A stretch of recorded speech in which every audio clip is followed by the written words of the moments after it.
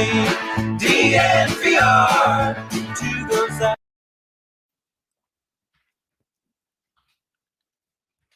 Welcome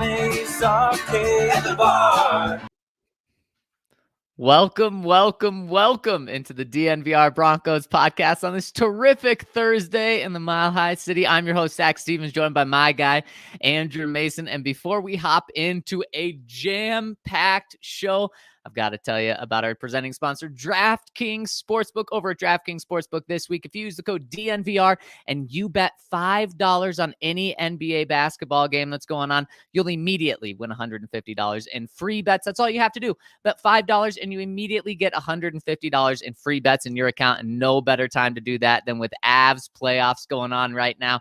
Avs with a dominating Game 1 win. They're going back for more in Game 2. You can use that $150 on the Avs game tonight. So check them out over at DraftKings Sportsbook. My boy, Mace, what is going on, my friend? Oh no, muted. I didn't do that. Kale's out to get you, Mace. I know, like we were the theme song started early and I hadn't got my tweet up, so that's why I'm just like typing away. I wasn't really listening to what you were saying because I was trying to get the link out on Twitter, and then so it's we're figuring that we're muted. We're figuring everything out. But we're doing it together. And Mace, there's some interesting news coming out. Of course, this offseason has been full of Mile High magic, and there may be a little more magic in the air with this morning. We have some news breaking that Magic Johnson has teamed up with Josh Harris in his ownership group, and he is now a part of Josh Harris's ownership group to potentially buy the Broncos. What do you make of that? I mean, I think for Josh Harris, you get a minority in the group, and that's something that the NFL has prioritized. I mean, but it's not the NFL making the sale; it's the Pat Bowlen Trust.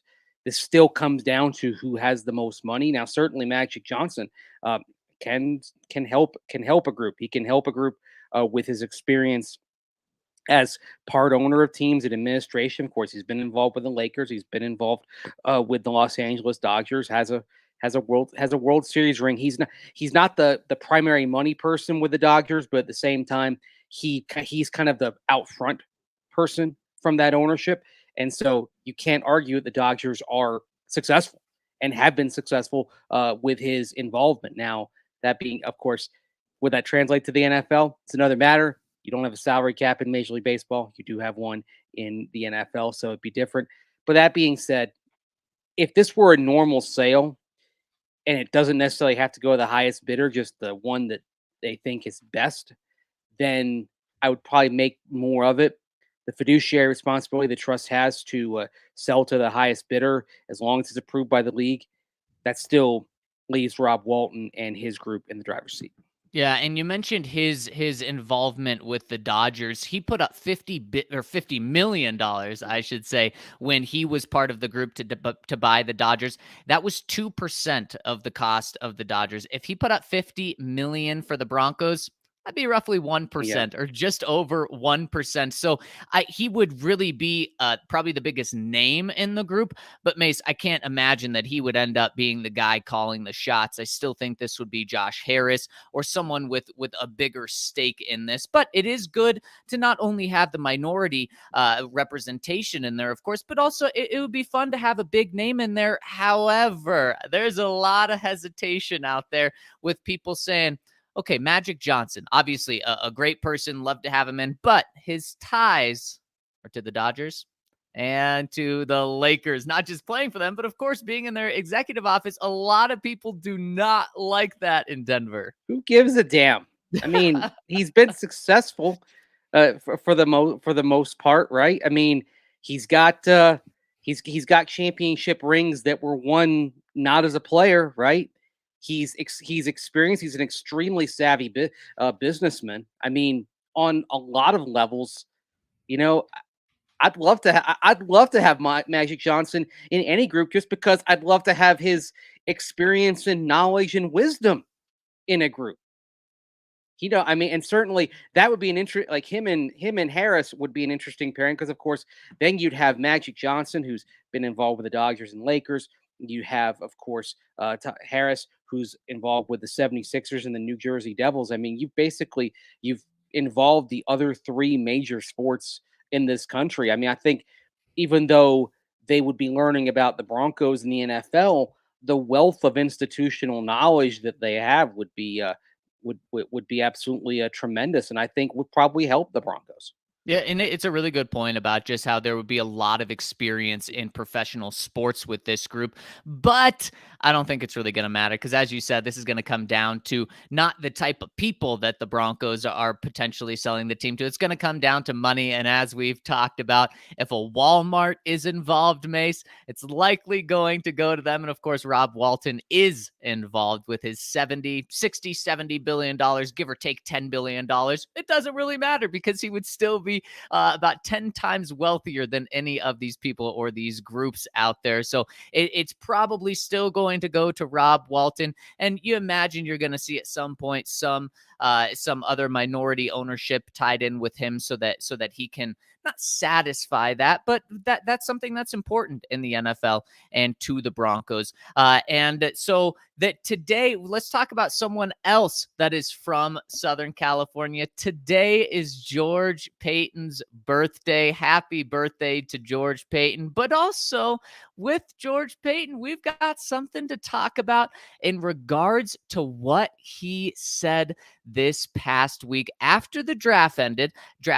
We know that the Broncos and George Paton wanted to add more picks to the 2023 draft class during the 2022 draft, because going into the 2022 draft, the Broncos only had 4 picks in the 2023 draft. And we know that George Paton likes to have around 10 plus picks in the draft. They picked up 1 third-round pick. So after the 2022 draft, they had 5 total picks in the 2023 draft. So I asked him if he was satisfied with that, if he went into the draft wanting to get more for 2023. And here's what he said. We wanted to pick up picks for next year. I didn't know how we would do it. I'm happy we got a third. We've liked to have maybe gotten a few more, but it just didn't work out. We were working the phones, and once you get past the 4th round, it's hard to get much value. We're happy with the third. We have 5 picks next year. We'll have a lot more than that. I guarantee it by the time the draft comes around. So I'm going to read that last sentence again one more time because that's where the juice of this is. He says, we'll have a lot more than that. I guarantee it by the time the draft comes around. So George Paton guaranteeing that the Broncos are going to have more than the 5 picks they have for next year's draft than they have right now. And you don't just get picks by hoping and wishing. And we already know the compensatory picks that the Broncos would have for 2023. We already know that what that would be. And the Broncos don't have any more. They're not going to have some compensatory picks that come in to make it 7 or 8 picks for next year. So they're not getting picks through compensatory. They're probably not going to get very many picks by trading back or trading up in next year's draft. And you only trade picks in a draft when the draft is going on. So we're not going to see the Broncos before the draft next year trade a 3rd round pick for a 4th and a 5th round pick. That would only happen once the draft is going on. And the Broncos aren't going to do that before the draft starts. So that's not a way. So how do you get draft picks? Well, there's one way that you get draft picks from now until the start of next year's draft, and that's by trading players. And look, we've seen the Broncos do it in a variety of different ways. Specifically, we've seen George Paton do this in multiple different ways. He traded Von Miller for a 2nd and a 3rd round pick. That was obviously a massive blockbuster trade. It got the Broncos 2 good picks and 2 picks that really came in handy this year after they dealt their 1st and 2nd for Russell Wilson. We've also seen him do it in a much smaller way. We saw him trade Trinity Benson at the end of training camp for a day 3 pick, a late day 3 pick, but still that pick was very valuable to him. That's something that he values. So now we kind of have to look around the roster and see, okay, are there any big time names that the Broncos could trade for a 1st, a 2nd, a 3rd round pick? Or are there some smaller names that probably Broncos might end up cutting or just making the back end of the roster that they could get a 5th or 6th rounder to do. And we don't have Mace here with us right now, but when he jumps back on, I'm going to ask him this question. And for everyone tuning in right now on YouTube, I'd love to hear your answers.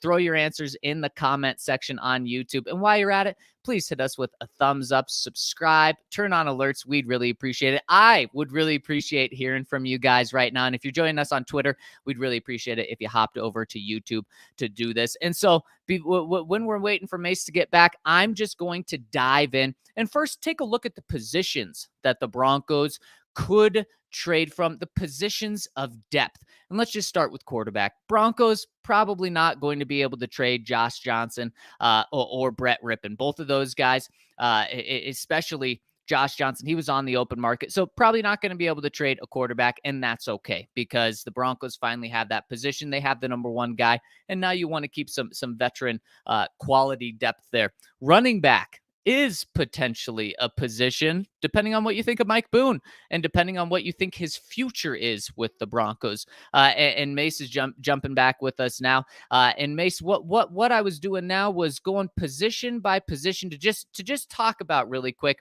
not exact players, but what positions the Broncos could possibly be looking to trade from now until next year in order to pick up capital, whether that's big capital like the Von Miller trade that got a second, a third, or whether that's Trinity Benson capital where we're talking a late day 3 pick. So I'm saying quarterback, there's probably no value there because obviously the Broncos aren't trading or they're not trading Russell Wilson. Running back, potentially on how they view Mike Boone. And if a team for some reason comes down with injuries at the running back position and kind of jumps at Mike Boone, obviously they're probably getting a day 3 pick for him. Probably not much.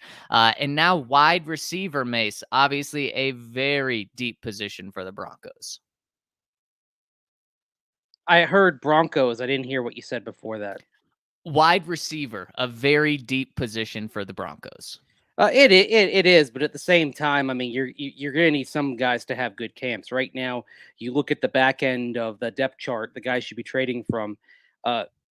I don't know that Tyree Cleveland and Seth Williams right now have enough value to where a team wouldn't just say, "Well, we'll take our chances with them on the market," rather than making a deal. What you're hoping for is at receiver in particular, kind of like Trinity Benson last year. You're hoping somebody has a good enough camp and a good enough preseason. You showcase them, and another team like Detroit did with Trinity Benson last year says, "We got to have that guy, and we're willing to sacrifice a day 3 pick, make some swaps, and end up being down 1 pick in the aggregate to make sure we get that guy." So trading from wide receiver, I think, is something that would happen at cut down, kind of like it happened with Trinity Benson. And running back, I don't think it has anything to do with Mike Boone or Demaria Crockett back there.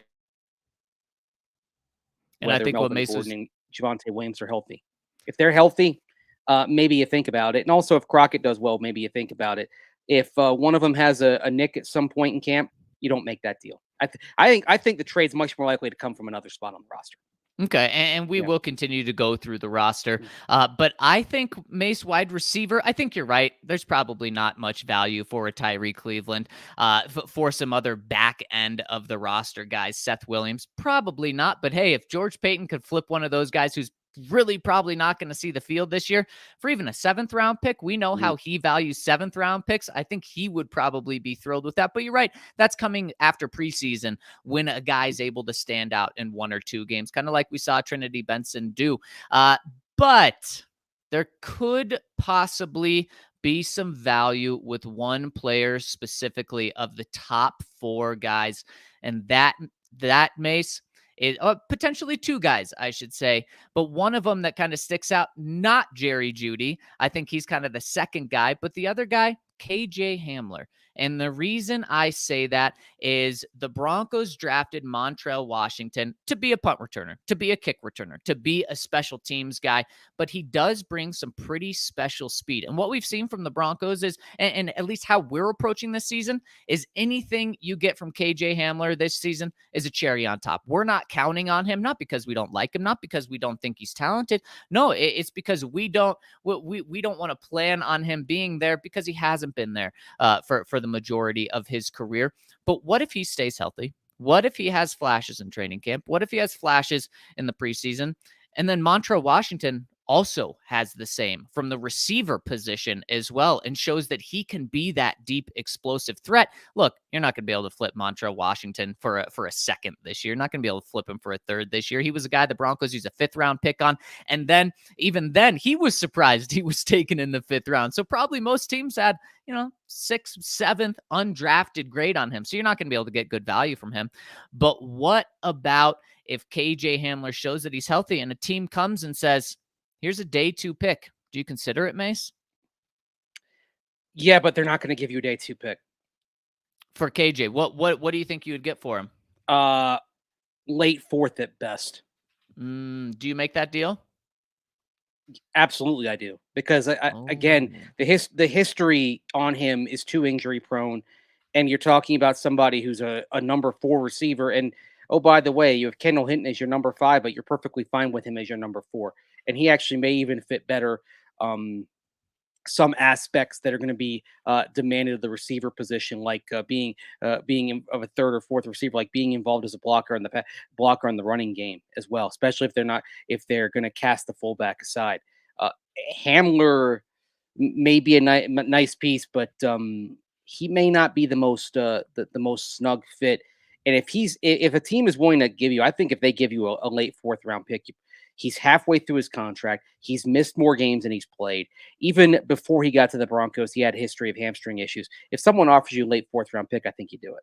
And I think it's a good point about the contract, because we know if Jerry Jeudy develops into the guy the Broncos hoped he would be coming out of the draft with the 1st rounder, you're paying him. You're already paying Cortland and Tim. Now, those contracts could match up pretty well in terms of when you're paying those guys, but you're probably going to keep Tim or Cortland after their first contract, or after their 2nd contract, which they're on right now. So are you really going to pay him, Jerry, and KJ Hamler? It's a good problem and question to have, but if you get to that point, probably not. So you might as well get some value now. And that's just a guy where obviously a lot of things would have to go right. He'd have to stay healthy. He'd have to flash. But I just think that's someone that we haven't talked about that could get you some value. And boy, if you're anywhere close to a 3rd round pick, you'd absolutely have to consider, especially because of what Montrell Washington could bring. And again, I'm not counting on him to be a big piece in this offense at all. And Mace, another guy in the receiving room who we've talked about a decent amount in terms of trades,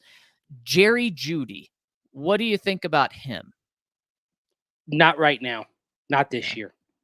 Yeah, and that's exactly how I feel too. It's just an awkward time for him, because I think he can increase his value so much this season. You'd be selling low on Jerry right now, and he's a guy that you want to see through. You want to see what he can do with Russ, and let's say he comes out and absolutely blows it up and he becomes Russ's favorite target. Well, he's probably worth a 1st round pick to someone, but you're not going to be trading him. You're going to be signing him up to make your quarterback, Russ, happy. You're going to be keeping him here. So that's a guy where the timing doesn't make sense. Mason, it would have made sense in order to trade for Russ, in order to trade for Aaron Rodgers. That's why we were including him, because he was a valuable piece of that.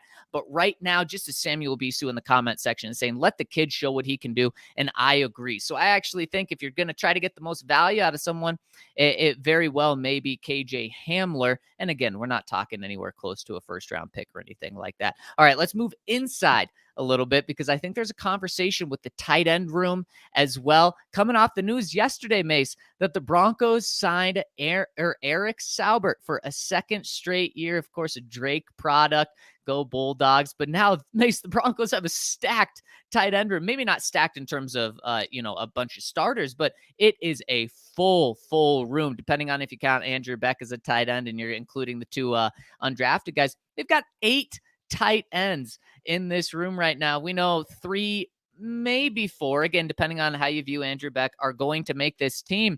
But when I look at this tight end room, okay, they just signed Eric Saubert. You have Eric Tomlinson, you have Albert O, and you have Greg Dulcich. Those are 4 guys that I would think are going to make the team. And then you have Andrew Beck as well. But if that's too crowded of a room, could you get some value out of one of those guys instead of cutting them? And who do you think it is, Mace? Well, beyond that, if you want to make a Trinity Benson type of deal here, you hope that Sean Byer emerges over the course of the off season. I mean, he's sitting there. He's 248 pounds on a 6'5" frame, and you can say has some things in common with Dulcich there.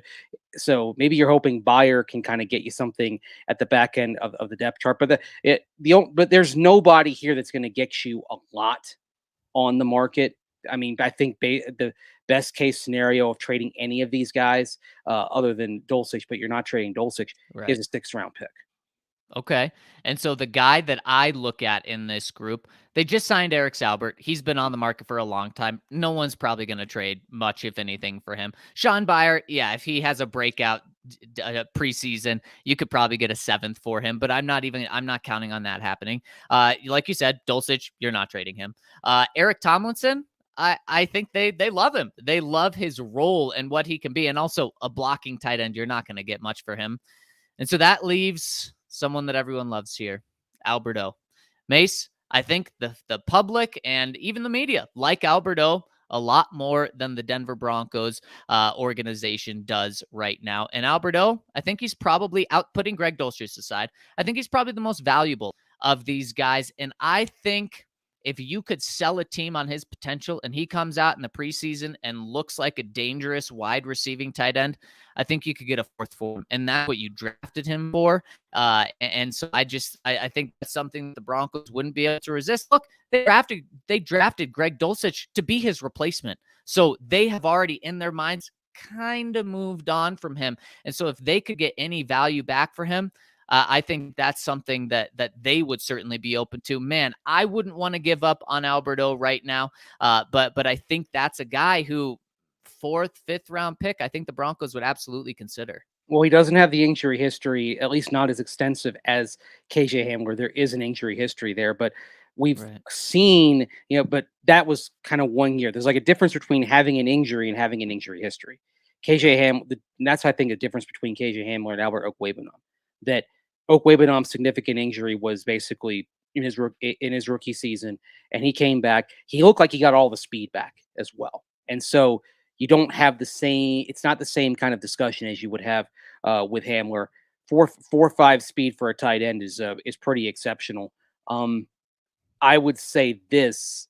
I'd like the Broncos to find more ways to try to use him in space, even as a chess piece type player. But let's say he's being used in space. He is that move tight end.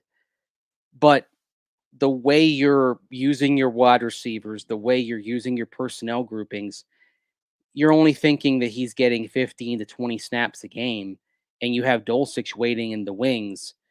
I mean, I wouldn't even say a 4th round pick. I'd say if someone came with a 5th round pick, if that is how you've decided you're going to use him, you go ahead and make the deal.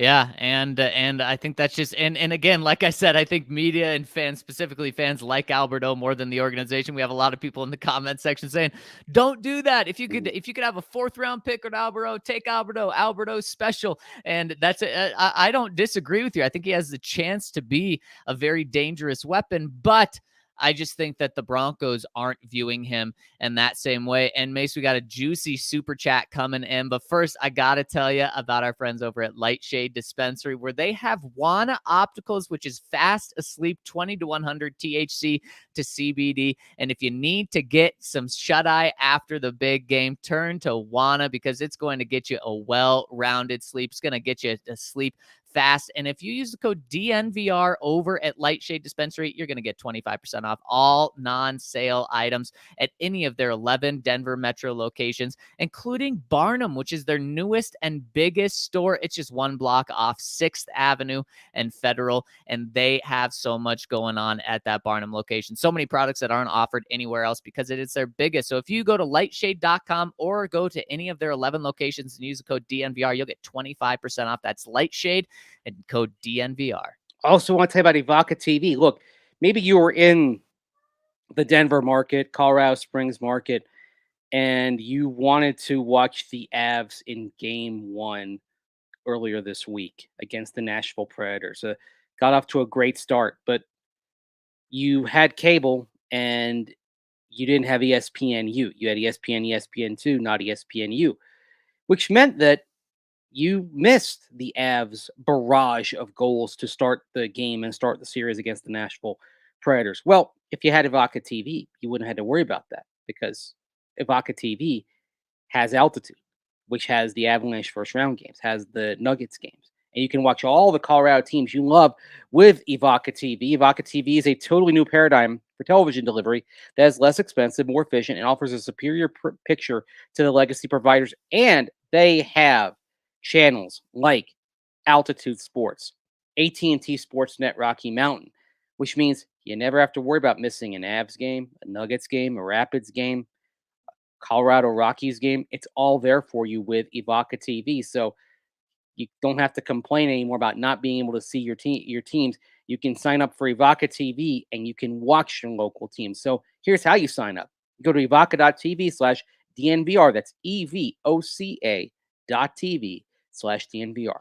Use the promo code DNVR, easy to remember, and you'll get $10 off your first 3 months, which will knock that fee down on a monthly basis to $15 per month for the first 3 months plus the cost of a receiver.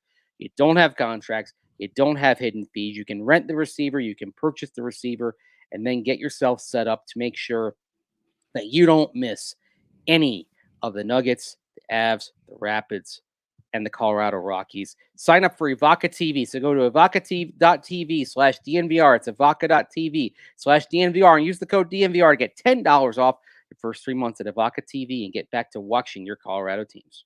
But if you want to watch the Avs tonight, surrounded by other Avs fans, come to the DNVR bar. Game starts at 7:30, but you'll want to come to the bar right after work to make sure you get a spot. It is going to be lit. It is going to be packed, hoping for another beatdown of the National Predators. And of course, if you want the best Colorado sports coverage, go to thednvr.com. We've got a bar. We've got a website. We've got podcasts. We've got YouTube. We've got it all. But if you want the most comprehensive coverage, check out thednvr.com, where it's all in one place, including written articles. Mace is putting out pieces, I'm putting out pieces, but we also cover Nuggets, Avs, Rockies, of course, the Broncos, Rams.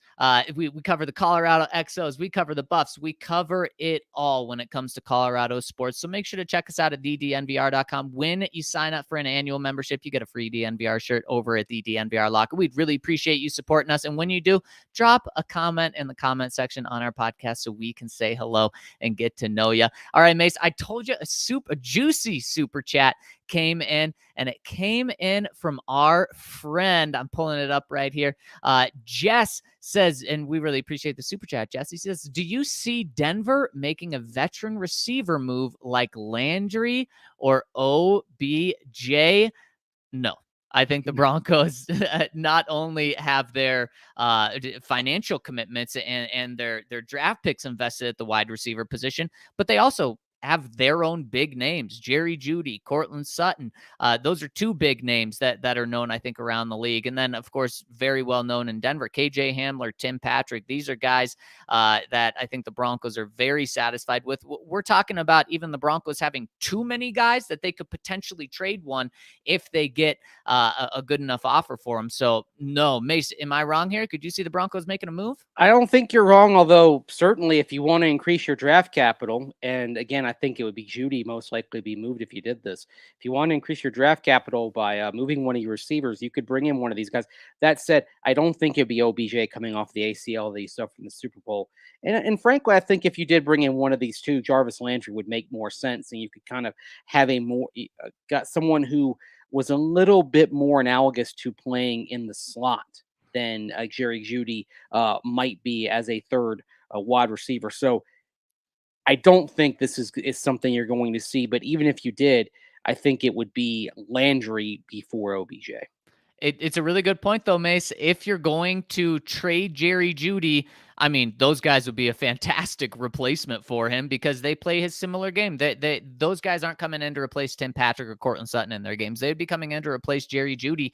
And what would you consider for Jerry Jeudy, Mace? I mean, if you think about that for signing one of those guys and trading Jerry, what would it have to be? 2. Okay. 2. Interesting thing also kind of in play. I don't know if you saw a couple of days ago what Mike Florio, Pro Football Talk, was saying that Alan Lazard of the Packers will play out the season, and then he wants to sign with the Broncos. His quote was that Lazard, quote, could be destined for Denver, unquote. And so Wow.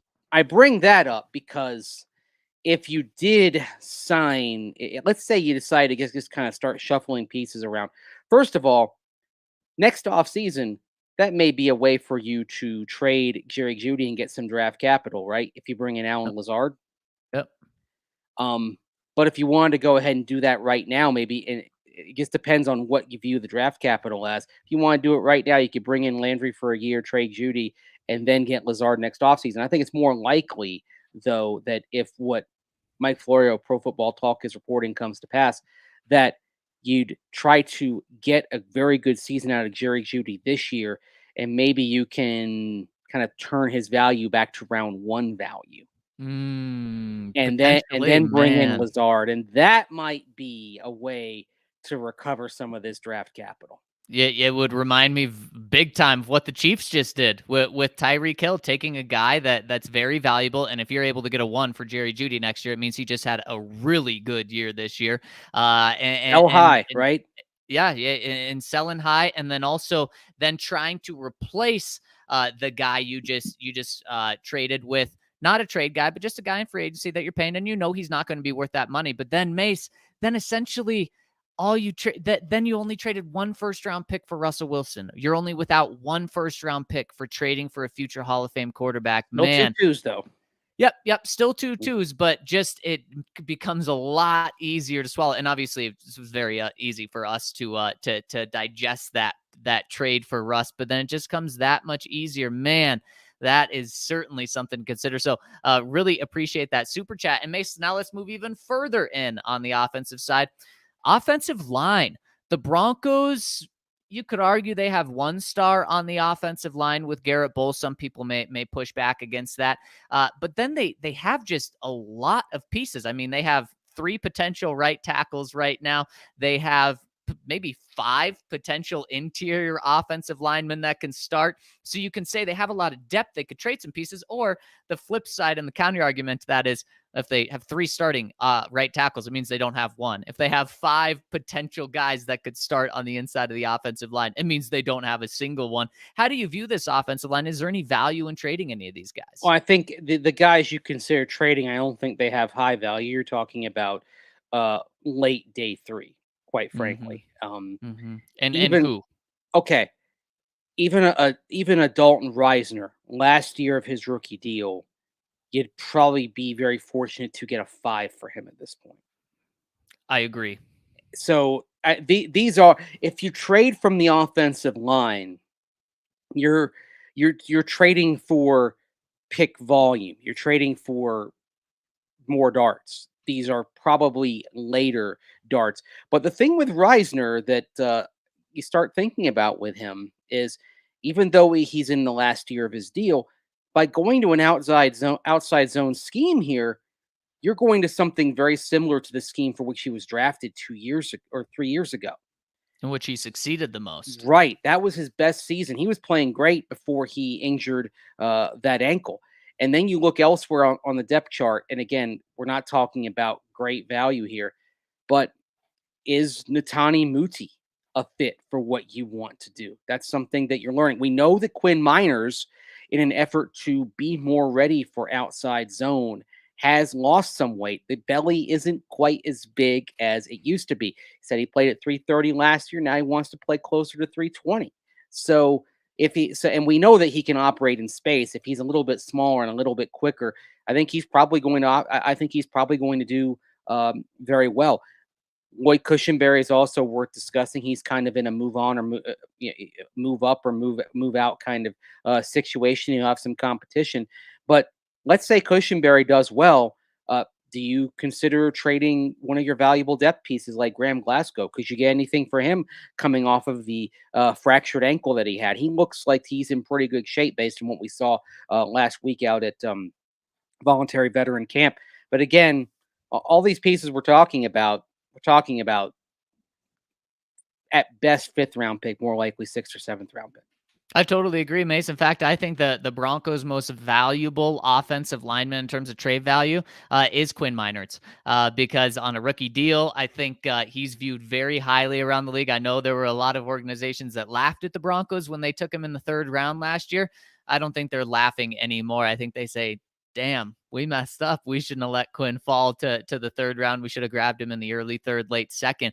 I think he's very highly viewed around the NFL for what he could become. But you're right. Other than that, and putting Garrett Bowles aside as well, I think all these pieces will be viewed as depth pieces for other teams, fringe starters, and so you're getting a day 3 pick for them at the most. But the Broncos do have a lot of guys there. Like I said, they have potentially 2 backups on the interior offensive line. They have two backups at right tackle that will eventually be backups.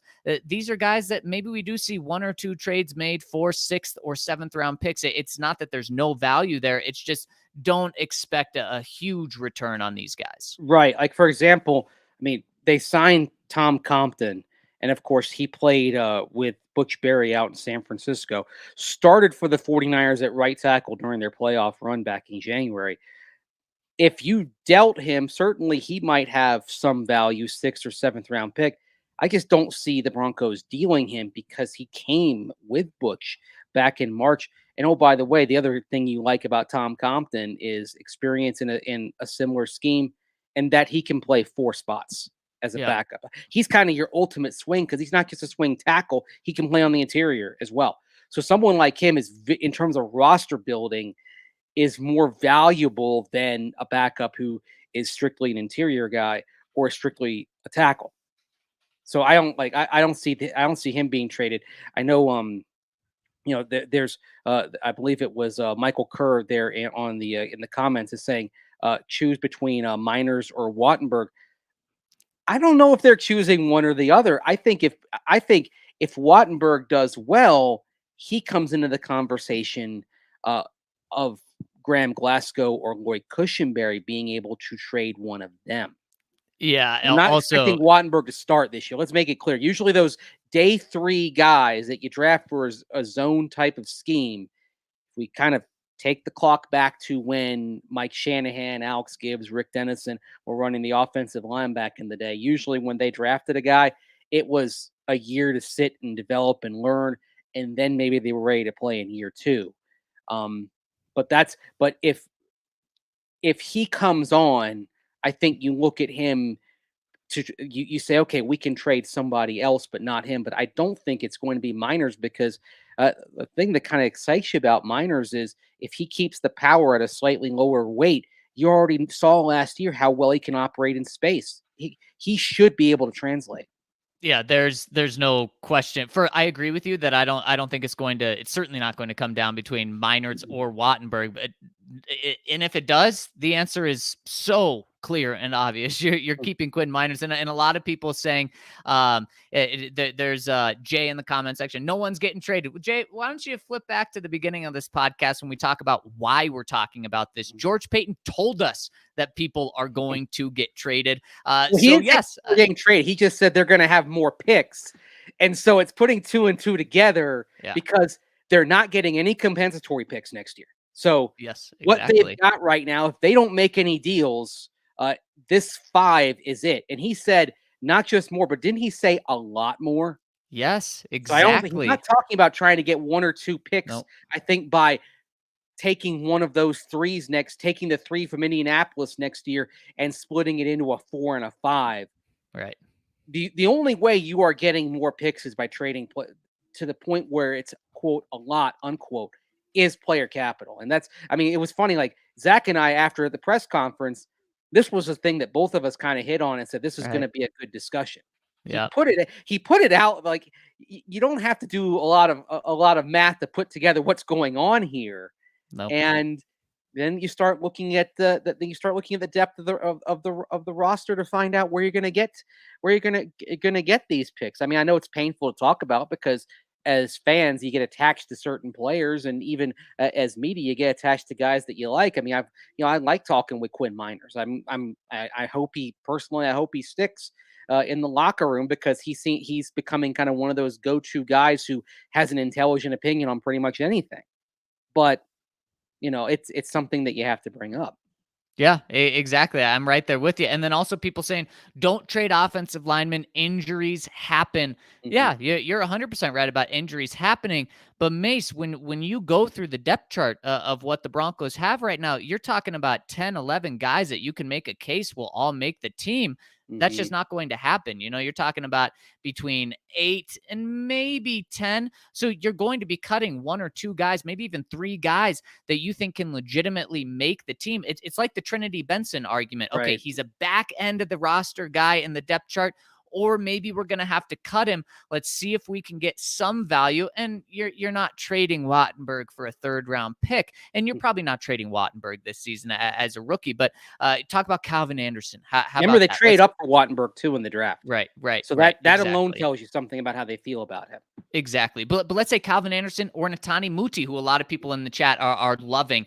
Broncos haven't loved him as much as fans have loved him. That could change with the new staff, but also he doesn't necessarily fit the new scheme 100% as well. He doesn't profile as well. So you talk about those guys who don't win the starting job, would be good backups. You trade one or both of those guys for some picks, and then you still have Tom Compton as your swing backup. You're not trading your backup. You're trading your second or third guy who you feel comfortable with the other one. So you're not eliminating your depth. Right. And Stylen Musa says, well, so you put him on the practice squad. Well, first of all, if a player has value to other teams, enough value, you're not going to be able to do that because they're going to be able to claim them.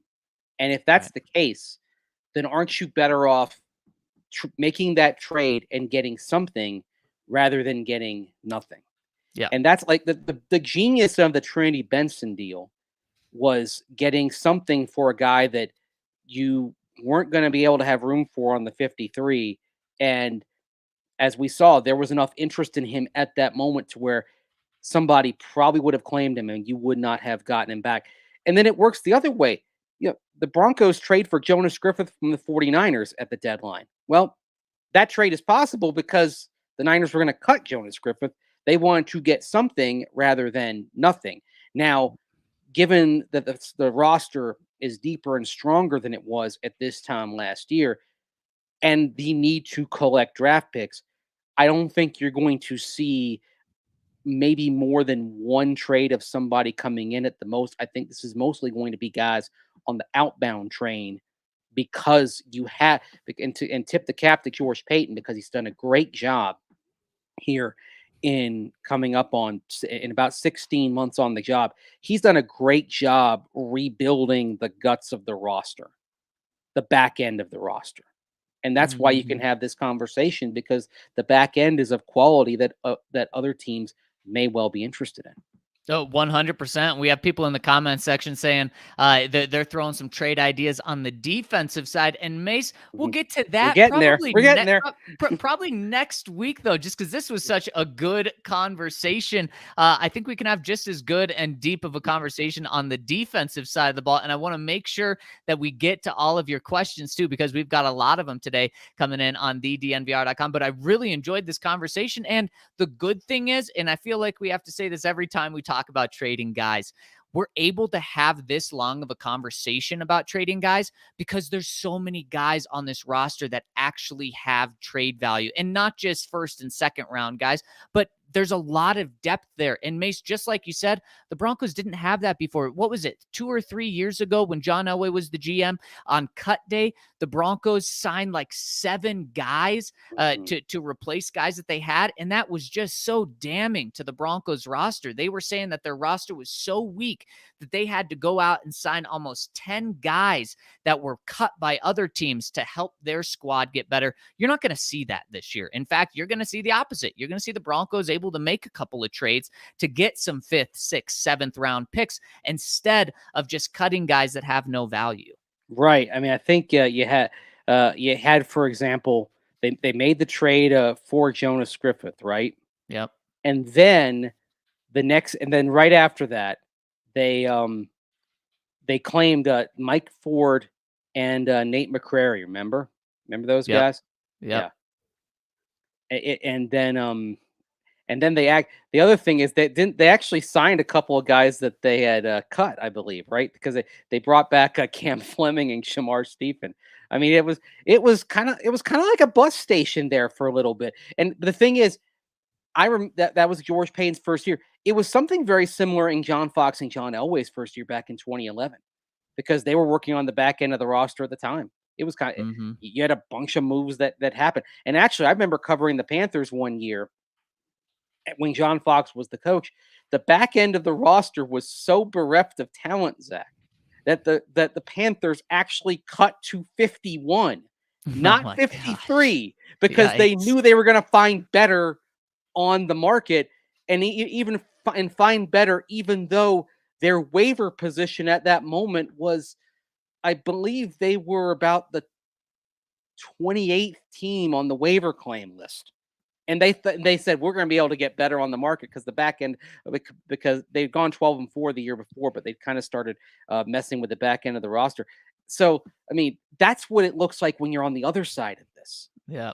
Yeah, exactly. And the Broncos are on the right side. And if you want your teeth to be on the right side, go check out our friends over at Green Mountain Dental, where if you schedule a cleaning, x-ray, and exam, you'll get a free Sonicare toothbrush just by getting your teeth taken care of. They're going to hand you over a great free Sonicare toothbrush when you book a cleaning over at Green Mountain Dental. They're only a 15-minute drive from downtown Denver. They are diehard Colorado sports fans, just like all of us. So when you go there, they're not only going to treat you like family, you're going to be able to talk Colorado sports. It's going to be a very friendly environment. And they're also part of our family. They come by the bar, maybe even be here tonight for the Colorado Avalanche game. And they are great people. So make sure to check them out over at Green Mountain Dental. Schedule that cleaning, x-ray, and exam, and you'll get a free Sonicare toothbrush. Well, Mace, I mentioned it just a couple minutes ago.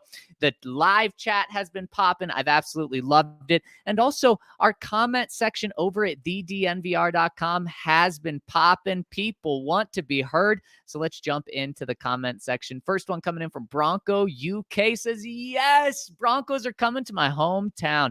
I can't wait. Please tell me you guys are coming and doing a podcast from a pub in London. Give me some advice. Shall I wear my Jerry Judy shirt on or my DNVR shirt? So excited, guys. Please come pints on me. Well, Broncos UK, I have some good news. I think you can wear them both because we're going to be doing multiple celebrations throughout the entire week. Yeah, gotta love it. I mean, wear both, and then whatever's better luck on game day, wear that on game day. Exactly. Whichever night you have a better time on, wear that one for game day. Yep. Next one coming in from Double D says, you guys will have an absolute riot in London. I'm sure you will get tons of advice, but I would suggest you set up base in Marylebone. Am I saying that right, Mace? Marylebone. I believe it's Marylebone. I nailed it. Really nice area of London with good access to the Jubilee line via Baker Street station that goes straight to Wembley. Lots of great hotels, but no, London hotels are pricey. My favorite pub in the area is the Lyric Gastro Pub, renovated pub with elevated food offerings, pretty big and has a good private room where you might be able to set up, but there are tons of alternatives. Love these ideas. Thank you. Says you should go to a football game on the Saturday. Fulham FC has won promotion to the Premiership and is owned by Shad Khan. They play at a really cool old stadium, the Craven Cottage, over by the river in Fulham, and they always have Americans on the team. Tickets will be half price of Chelsea or Arsenal. Hopefully they're at home that weekend and play someone fun. Maybe you can arrange some special access, etc., given your media and the Khans own the team. Maybe if you have time, you can do a Ted Lasso tour up in Richmond. Go and hang out with the actual first season pub, which is the Prince's Head. It's just a short walk from the Richmond Tube Station or the District line, but long, slow trip. Man, I love all of those recommendations. You're getting me fired up and you're putting a smile on Mace. Yeah, because I'm planning on doing the Ted Lasso tour when I'm over there, like doing the Ted Lasso location tour. Which, by the way, if you're gonna really go all out, you want to make sure you get out to Selhurst Park, home of Crystal Palace, because even though that's not near Richmond, that is the ground. That is Nelson Road, aka the dog track. So yeah, it's gonna be, for those of you who are Ted Lasso fans, it's gonna be a pretty It would be, man, it's going to be so much fun. And I may have to check out Ted Lasso as well. Next one coming in from Kendall Hinton, Hall of Famer. Been a while. I've been busy, but I haven't missed an episode. I know for me, when I saw the poll, I thought who would be the starter was basically asking who's going to be the starter, like who's at the top of the depth chart and will get the most reps, especially in the first game.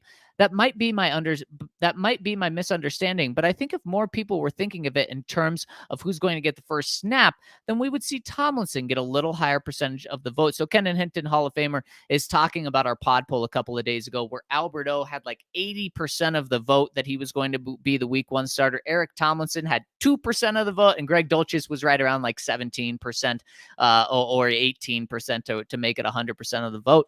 And what's funny is just Mason Ryan think it's going to be Eric Tomlinson. I think it's going to be Greg Dulcich, and all of you think it's going to be Albert O. And it is interesting what you consider a starter. I guess that you just kind of have to blend those two together. But it is a good point, Kendall Hinton. Next one from Melbourne Broncos says, my boys, so happy European NFL fans get to see a real game, but I'm bummed out. In 1985, the UTEP Miners played the Wyoming Cowboys in Melbourne at a cold and windswept Waverly Park. 30,000 fans attended, including me. In 1999, Denver played the Chargers in Sydney in a preseason game. 78,000 fans attended.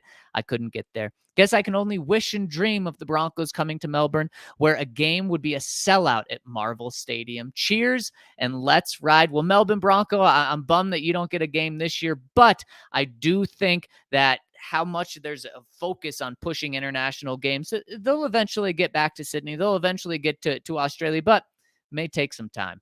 It may take some time, especially because right now the next territory to be conquered is Germany. Right. And that's starting with the Seahawks Buccaneers game in Munich in November. They're going to, it looks like, get over to Frankfurt at some point as well.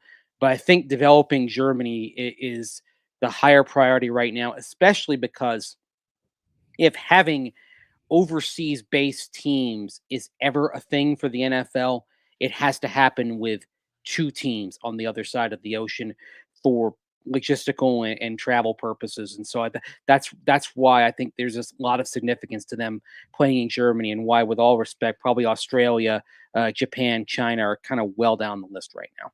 Yeah, it is a good point. But I hope you get maybe a preseason game sometime soon. Next one from Telelac says, I just watched the Judy presser and I can't help but feel from his energy there that he has a couple toes out the door from all the media speculation about him getting traded away. I understand it is your job to ask, but can the media detrimentally impact an NFL franchise through their business?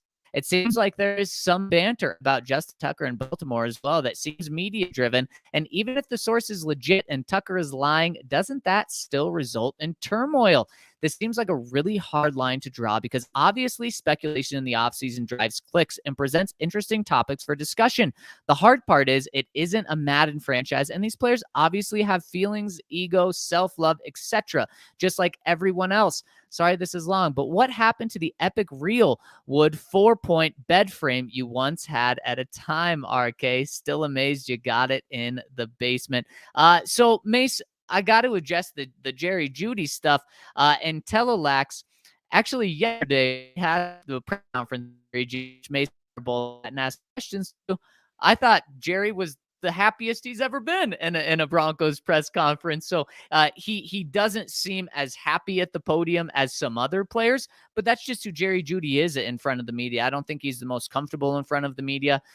He may not like us as much as other players. I'm not exactly sure, but I did not get any vibes yesterday that he felt like that his foot was out of the door and that he didn't want to be a Denver Bronco. In fact, I thought it was maybe one of the best press conferences he had. I thought he was more open than he's typically been. That's just who Jerry Jeudy is. And you know what? Some guys are going to be more open and friendly at the podium than others. But I actually didn't come away from Judy's press conference yesterday saying, man, he is not happy. Yeah, I got the exact opposite vibe that Telelex did. I got the feeling that he's truly happy in Denver, kind of for the first time, and in particular, he's happy with the quarterback who's throwing him passes. Yeah. There So was a I there was a little shade thrown at the previous quarterbacks, but I mean, I don't think it's shade as much as just he's talking about how good Russell Wilson is. I think if you're, if you're saying something positive, unfortunately, people are going to take it as a shot at the other guys that were here. But you have to praise Wilson because because he is everything that the Broncos hoped he'd be.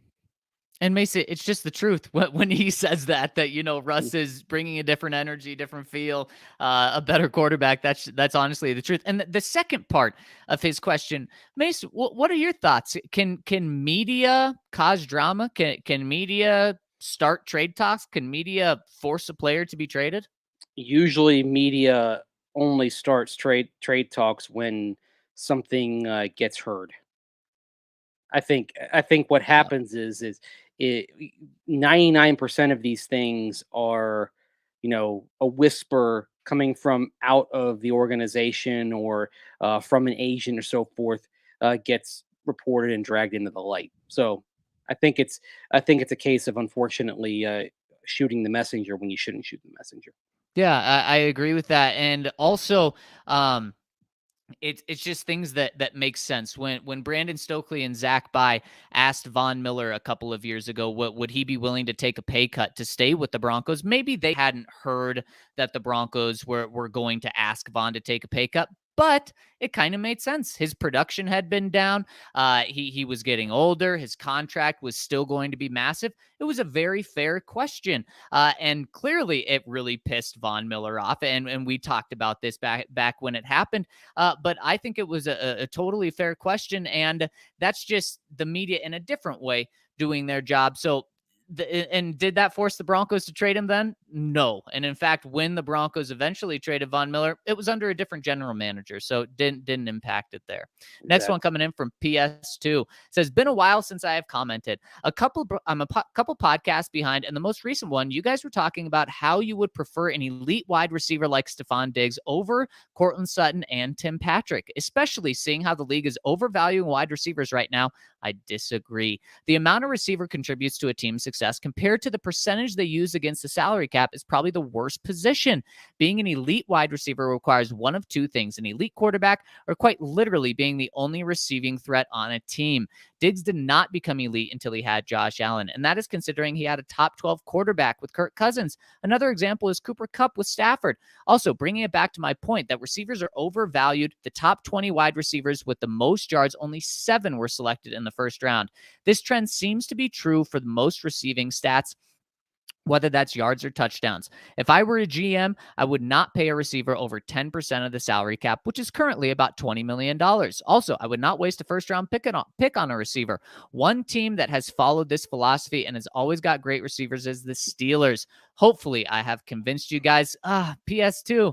Unfortunately, you haven't convinced me because you're kind of using two different arguments. One of the things that we talked about, which you mentioned at the start, was we've talked about, would you rather have an elite wide receiver that's making $25 million? So Stephon Diggs, Tyreek Hill, those type of top guys, or Cortland Sutton and Tim Patrick, who make about $25 million combined. Me personally, I'd rather have the one star, the one elite receiver than two really good receivers for the same price. But then you kind of switch the argument to you should never pay receivers. Okay, well, that's a whole different conversation. Yeah, and there's another thing also kind of just looking at the comment here. You said that top 20 wide receivers with the most yards, only 7 selected in the first round. So that means you're saying 7 come from one round and the other 13 come from all the other 6 rounds plus being undrafted, right? Right, right, So right. what you're A higher telling hit rate in the first round your by hit far. rate's a lot higher as it should be Right. in the first round. But that's the thing. It's you got to kind of look at the ratio there, not just the raw number. And here is the thing though, PS2. I do agree with you that I personally wouldn't pay a ton of money for the wide receiver position, but that wasn't the question that we were debating earlier. We were saying, would you, if you were given $25 million to spend on the wide receiver, would you rather have two guys or one guy? Me personally, I'd rather have the game-changing guy. But now, if we wanted to start another conversation, which you kind of did in your comments, yeah, I kind of agree with you. I would rather spend my money in a different position. Next one coming in from Pig Tosser 66. He says, I just looked and Von was listed at 6'3", 243 pounds coming out of Texas A&M. Benito is listed at 6'3", 248 pounds. Obviously, Von Miller was a generational dude and had the complete game to go number 2 overall, but I wouldn't be too quick to think of Benito as a one-trick pony. I really love this pick and excited to see what he does with NFL coaching.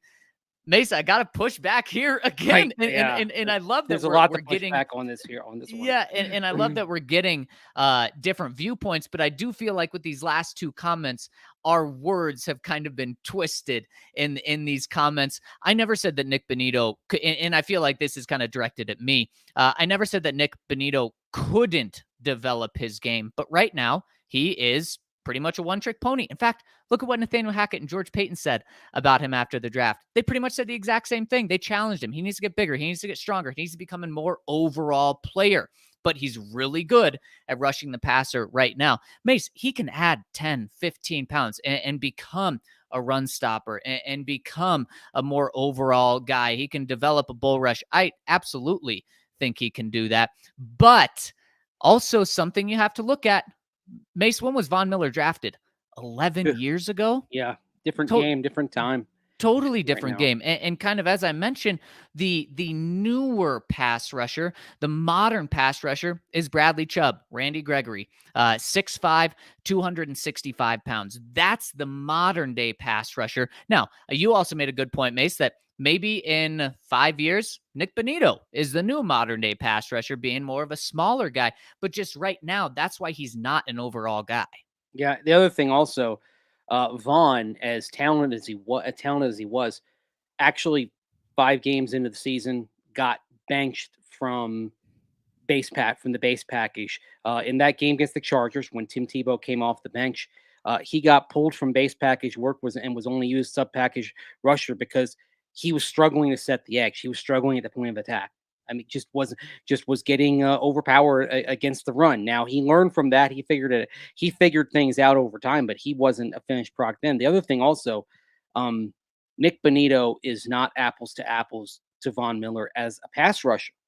He doesn't have the same explosion as Von Miller. He doesn't have the same bend as Von Miller. I mean, I don't think it's I don't think it's fair at all to Nick Benito, frankly, to use the name Von Miller in the same breath.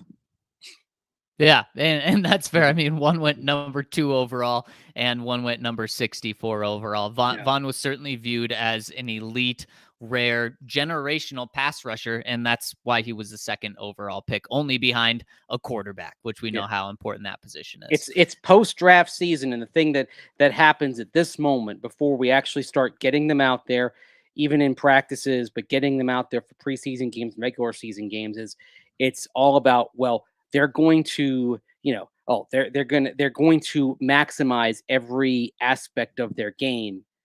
That rarely happens.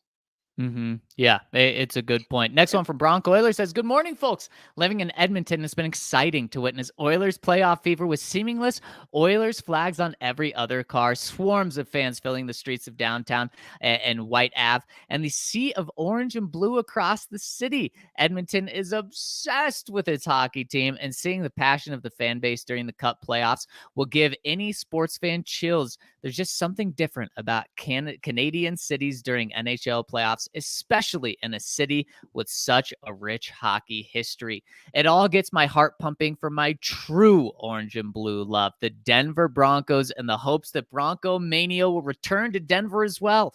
Besides the football itself, what aspects of playoff football do you each love most? What are you excited to see come back to Denver? Fingers crossed, knock on wood, when the playoffs return. Cheers, go Broncos, and let's go Oilers.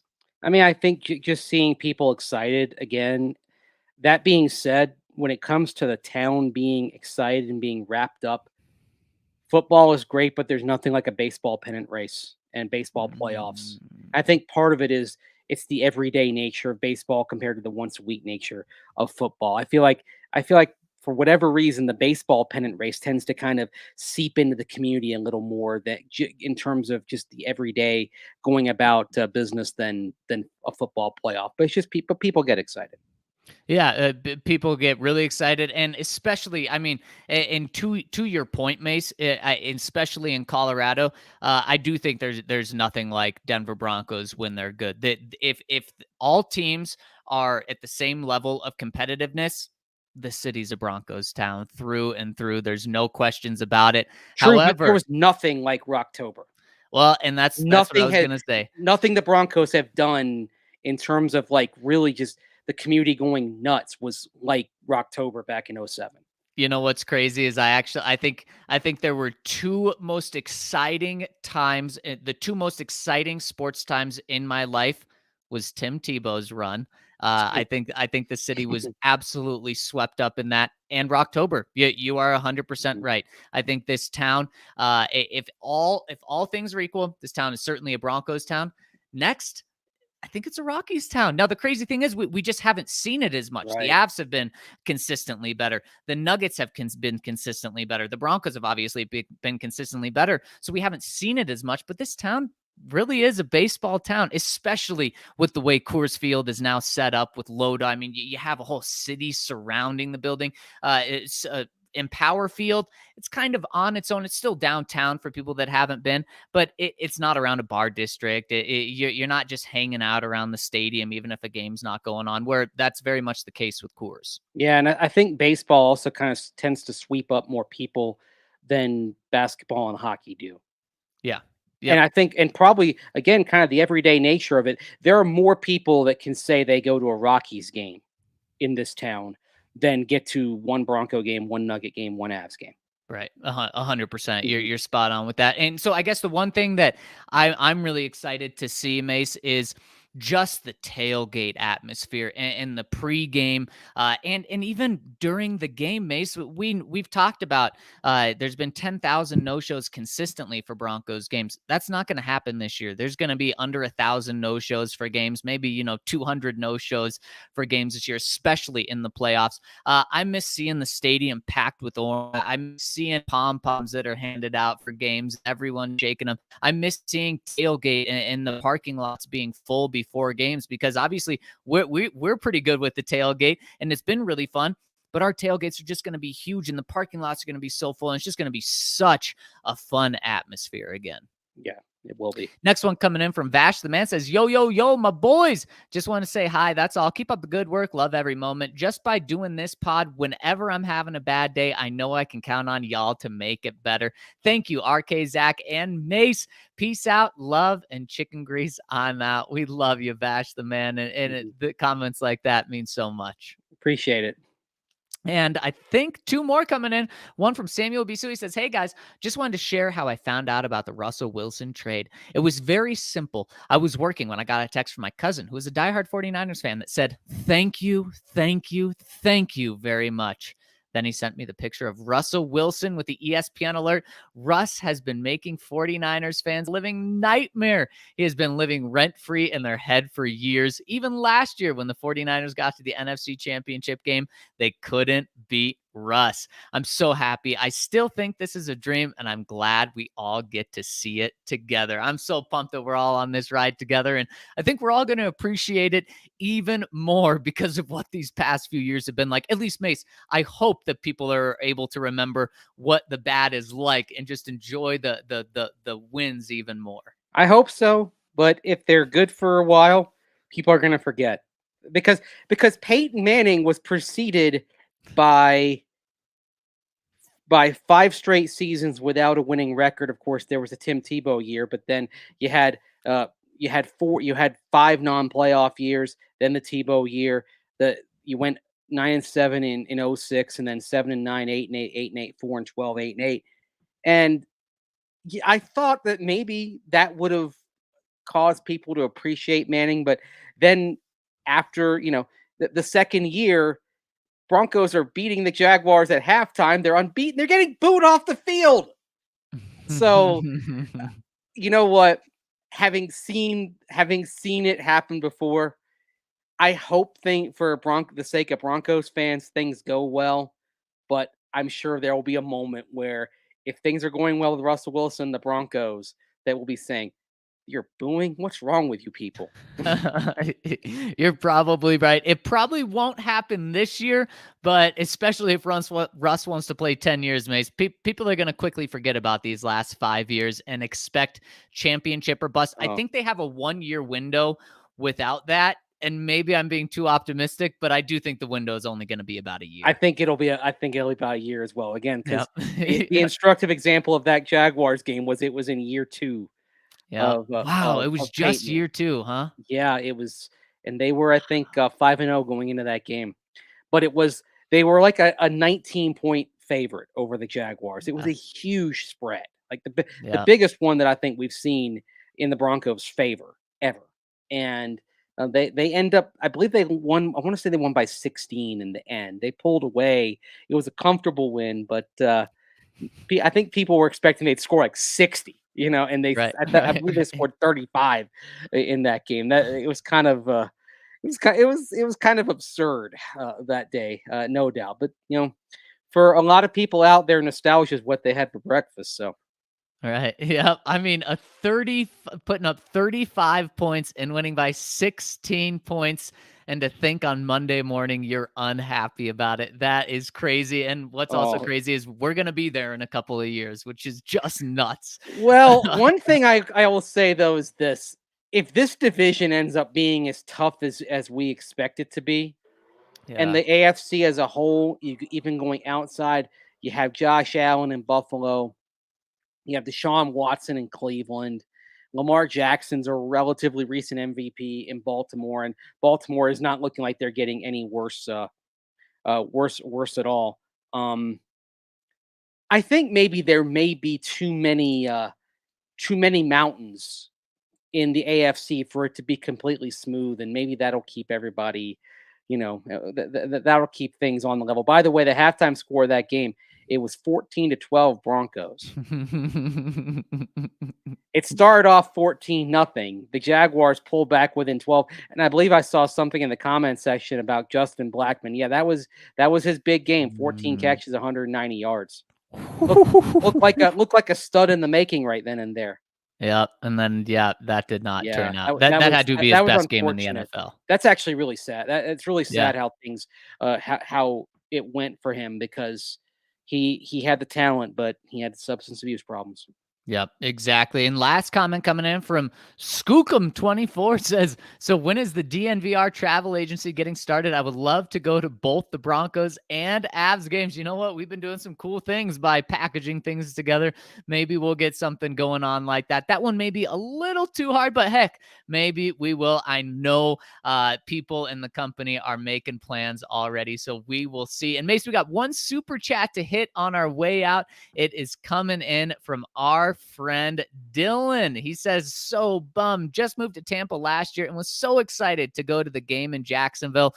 Off topic, Mace, what's your top 5 things to do in Tampa? I mean, Mace, this is a perfect question for you with both points. Well, also it depends what you're looking for. If you're looking for bars and clubs, I can't really help you. I'd say if you're looking for fun things to do, got a great zoo.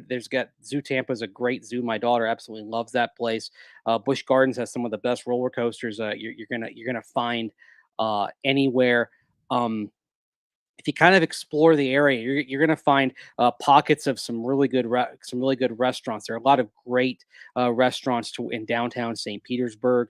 Now, also recommend catching a rowdy soccer game over there. They play at Old Al Lang Stadium, which is right by the water. It's a beautiful place to watch a match.